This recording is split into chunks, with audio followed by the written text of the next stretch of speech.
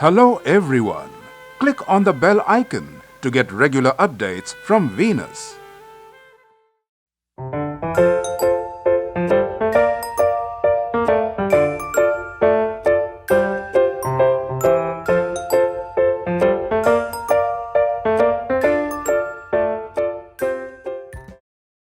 Krishna's birth. Old Ugrasen was the king of Mathura. He had 2 children named Prince Kans and Princess Devki. Ugrasen was a good king, but his son Prince Kans was very cruel.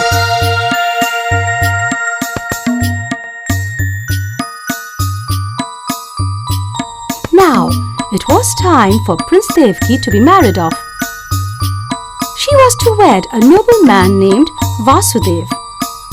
As Kans was the brother of Devki, he had to become a charioteer for the bride and groom for one day. But he did not feel happy in doing so.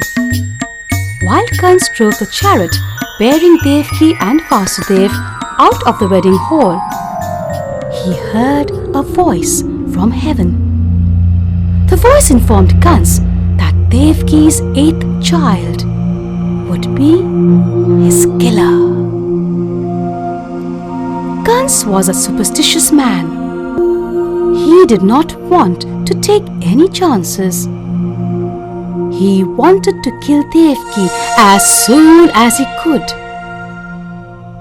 For he thought that if Devki was dead, there could be no 8th child. But Vasudev interfered in between. He begged Kans not to kill Devki and show her some pity. He promised Kans that he would hand over any child born to them, but he would let Devki live. Please, please, please, he begged Kans. Now Kans agreed, as he did not want to have the blood of his own sister on his hands. He put both husband and wife under house arrest. Every time a child was born, the guards informed Kans.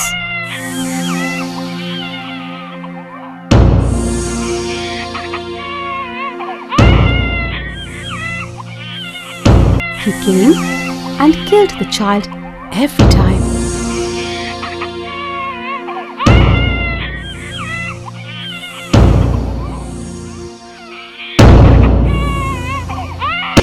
Six of Devki and Vasudev's children met their death in this way. The condition of the parents was very pitiable now.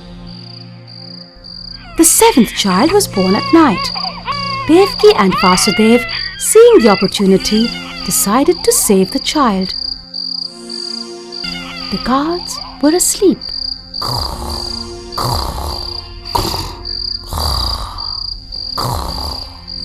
Because of this, Vasudev easily slid out of the palace undetected. He went to Gokul and left the child with his second wife, Rohini. He returned to the palace.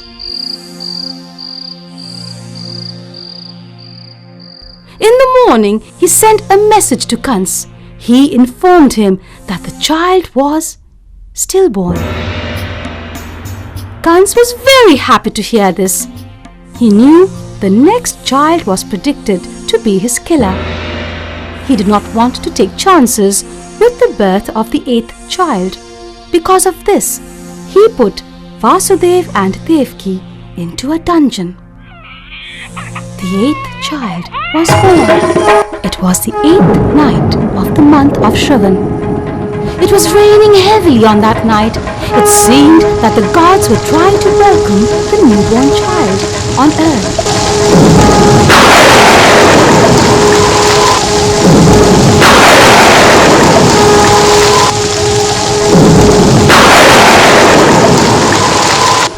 Then a miracle happened. Vasudeva's chains fell off and the prison door opened by itself. Vasudev found the gods asleep.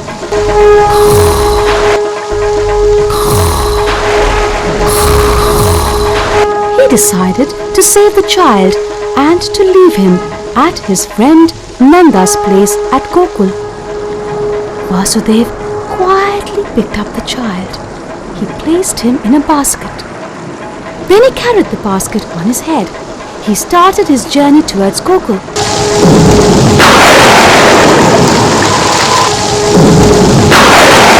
It was difficult to reach Gokul. It was situated on the opposite bank of the river Yamuna. It was raining heavily, and the river was overflowing. Vasudev was very upset. He thought, how would he cross the river now? So he prayed to God for a miracle to happen. Again, a miracle happened. The waters of the Yamuna parted and made way for him. Vasudev crossed the Yamuna easily now and reached Gokul safely. When he reached Nanda's house in Gokul, he came to know that Nanda's wife had also given birth to a baby. She had given birth to a baby girl. While Nanda and Yashoda were asleep, he reached their room. He quietly placed his son in the cradle and took Nanda's baby daughter with him. He thought that Kans would surely not kill her because she was a mere baby girl. He made his way back to Mathura. He took the baby girl with him. He sure did. As soon as Vasudev reached the dungeon doors closed behind him. The baby girl started to cry.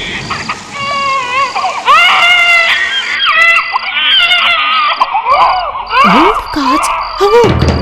They rushed to tell Kans about the 8th child.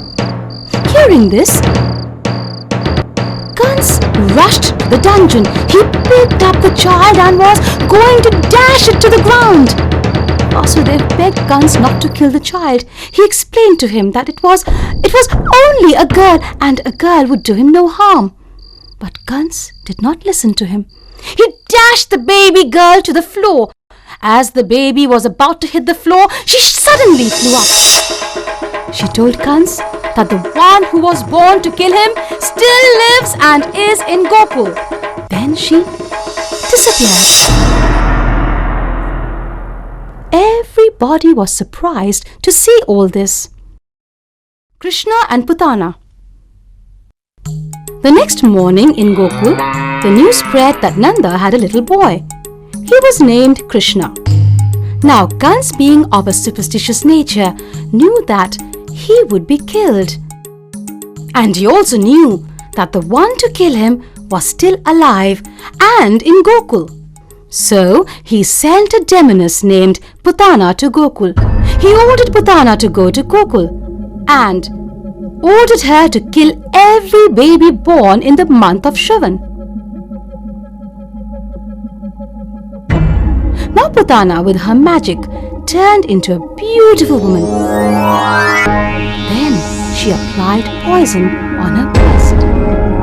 She reached Gokul and searched out all the babies of the right age.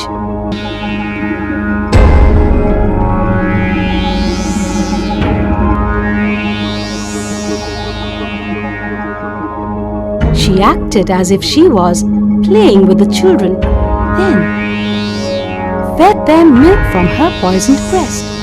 In this way she killed many babies.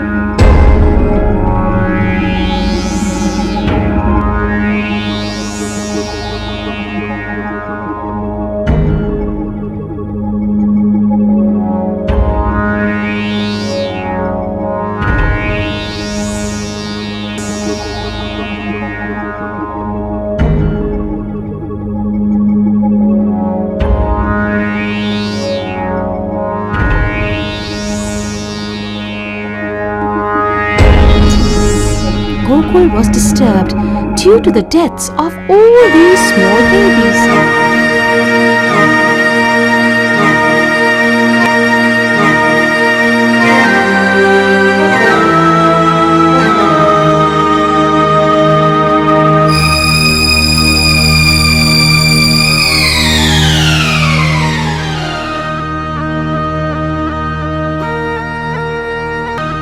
At last, she came to Nanda's house. She found baby Krishna there. She acted as if she was playing with the child. She picked him up and started to feed him. Krishna, being divine, instead of giving way to her evil deeds, sucked the life out of her. Now she was dead, and Gokul was saved. Krishna and Bakasura. Bakasura was again one of the Asuras sent by Kans to kill Krishna. Bakasura was the brother of Putana. Bakasura took the form of a giant bird and terrorized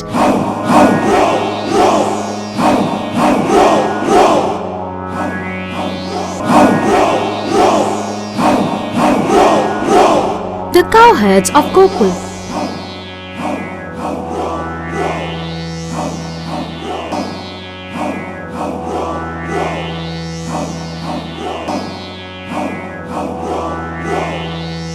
Krishna, in an act of bravery, entered the beak of the bird, and then the bird closed its beak. But Krishna wriggled round and round inside.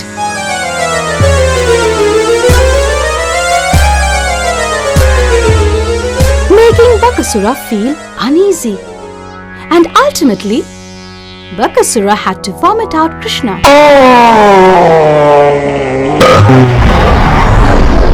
Bakasura died on the spot. Krishna and Kalia.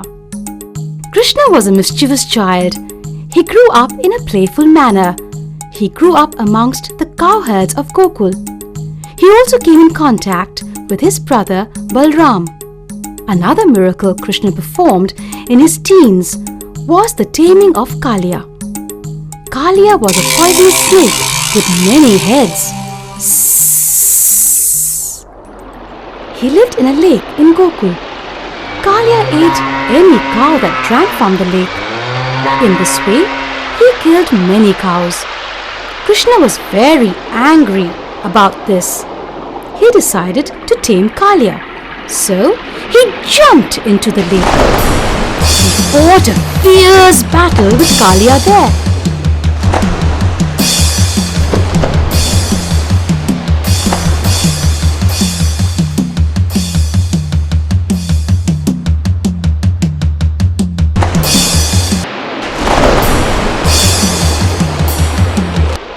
When his friends came to know about this, they quickly ran to the village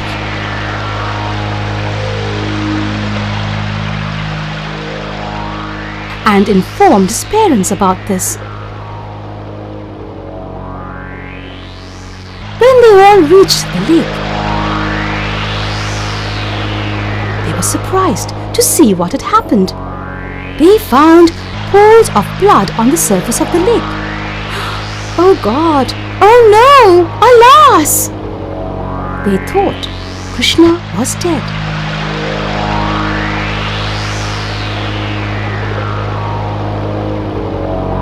But it was not so. For after a while, the many-headed snake rose to the surface. Krishna was dancing on his head. Kaliya was tamed! Hurrah!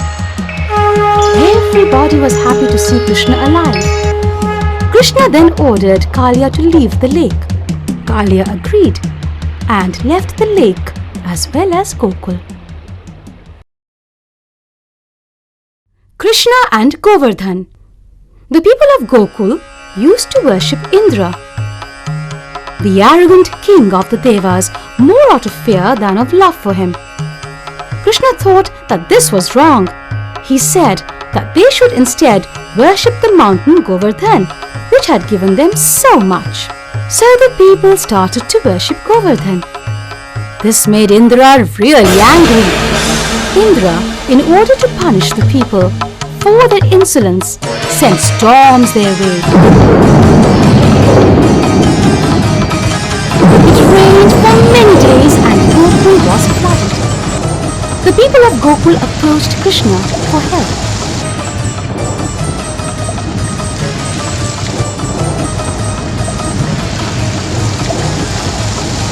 Krishna lifted the entire mountain Goverdhan with his little finger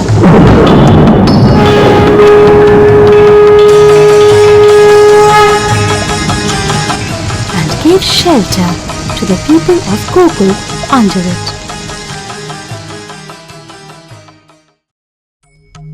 Now Krishna became famous. The news of his deeds spread far and wide.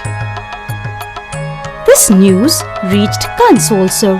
When he heard about Krishna, he was sure that Krishna was Devki's 8th child. The child was born to destroy him. He planned to kill Krishna. He invited him to Mathura. He called an old minister named Bakasura, who was very, very wise. His behavior was very good. He knew Krishna. He also knew about the real story of Krishna. He knew that Krishna was a divine being. He was born to kill Kans.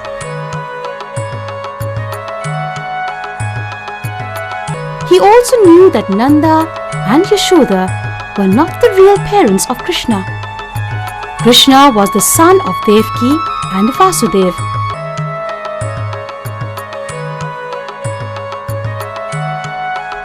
Bakasura reached Gokul.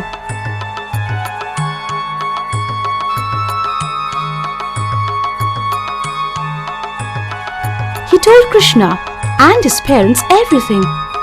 Nanda and Yashoda were horrified. They wondered how a teenager like Krishna could take on a warrior like Kans. But Krishna insisted on going there. He and Balram left for Mathura.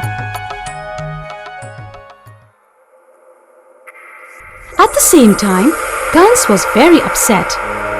He was thinking of ways to kill Krishna.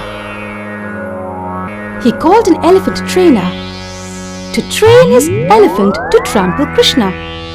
He thought that if this plan failed, then he would make his best wrestlers, Mushtika and Chanura, have a match with Krishna and Balram. They would definitely be killed then. He asked for a mad elephant.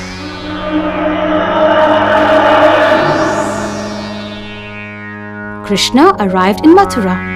The elephant trainer was waiting for him at the gate. As he saw Krishna, he sent the elephant Krishna's way. It was a mad elephant.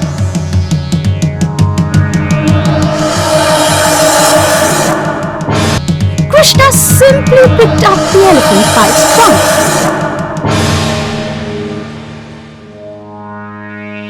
and hurled it into the air and killed it.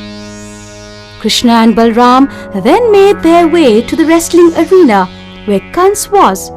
Kans then told Krishna and Balram that his foremost wrestlers, Mushtika and Chanura, had heard of their strength and bravery and would like to challenge them. Balram killed Mushtika in a fight.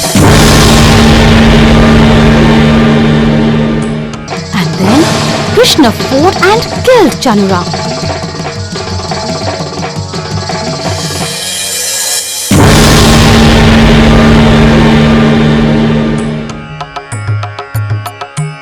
Krishna then rushed towards Kans, grabbed his sword and killed him. Krishna then lifted the crown from Kans's severed head and walked towards the dungeon where King Ugrasen was imprisoned. He freed the king and offered him the crown. King Ugrasen was touched by this gesture. Krishna then met his parents, Devki and Vasudev, and had a joyous reunion with them.